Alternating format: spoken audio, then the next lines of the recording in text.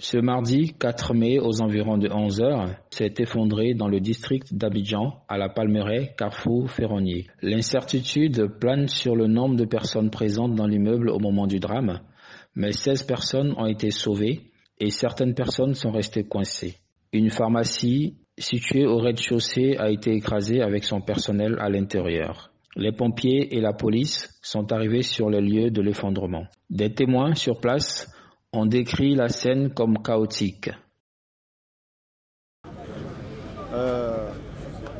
C'est ce matin, aux environs de 11h et quelques, j'étais dans ma voiture.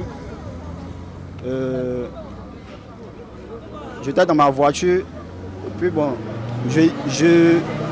au fait, je voulais juste m'asseoir en bas même du immeuble.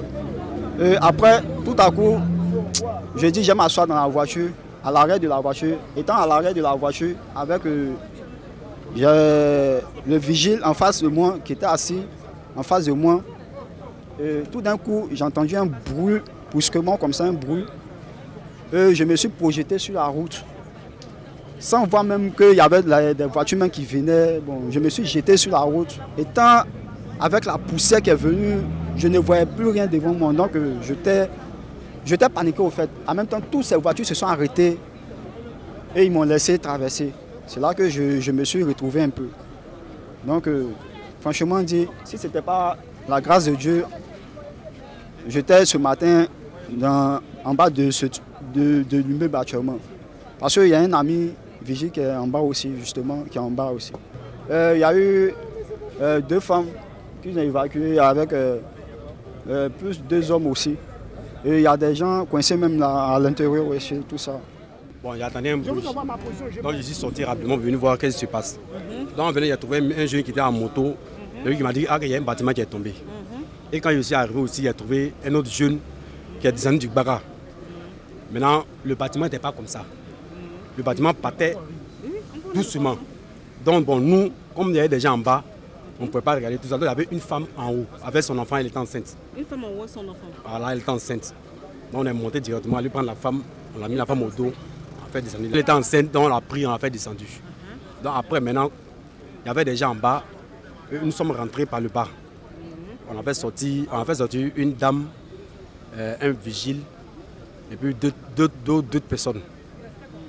De là, maintenant qu'on a fini, il y avait un autre Libanais en bas de l'autre côté. On allait là-bas, on allait casser. Et Dieu merci, on a pu faire sortir le gars aussi.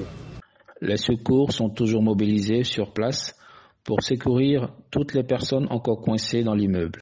La situation a rapidement attiré l'attention de l'autorité locale, Jean-Marc Yassé, maire de la commune de Cocody, et le député Keti Lassine Soumaoro de la commune de Cocody. Nous disons toujours à nos riverains, c'est bien de vouloir construire, mais il faut bien construire.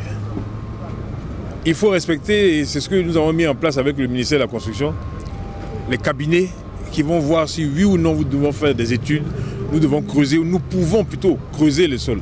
Regardez là, vous avez 2 immeubles. Il y a un déjà qui a été fragilisé, qui est tombé. Le deuxième, je pense que par mesure de sécurité, on m'a dit qu'on va être obligé d'évacuer l'immeuble pour ne pas que nous ayons des surprises désagréables encore. Respectons l'environnement et la vie des autres à côté.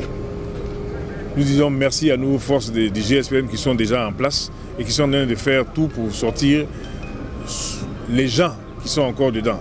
Malheureusement, nous avons peut-être une victime et nous espérons ne pas avoir une deuxième victime. Mais c'est Dieu qui décide toutes choses. Alors, malheureusement, nous venons encore une fois de plus, je l'ai dit pour la énième fois, constater l'effondrement d'un immeuble à Cocody.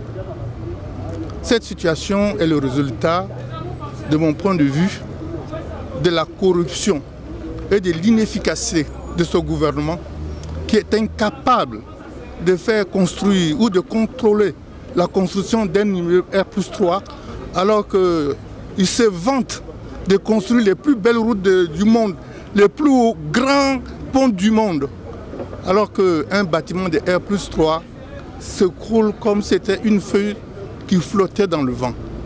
En tant que député de Cocody et de la Nation, je dénonce avec la plus grande fermeté cette corruption qui fait que les Ivoiriens souffrent, meurent pour rien. Il n'y a ni médicaments dans les hôpitaux, ni sécurité dans les immeubles que les Ivoiriens habitent. Il est temps que les Ivoiriens mettent fin à cela et nous avons l'intention d'y mettre fin. On est fatigué. Est-ce qu'on a un bilan déjà? D'après les services des pompiers que nous avons interrogés, il y a eu 18 blessés et puis malheureusement, on déplore la mort d'une personne. Et malheureusement, les chiens que les pompiers vont faire intervenir sur le site vont nous rassurer sur le nombre de personnes qui existent encore sous les décombres.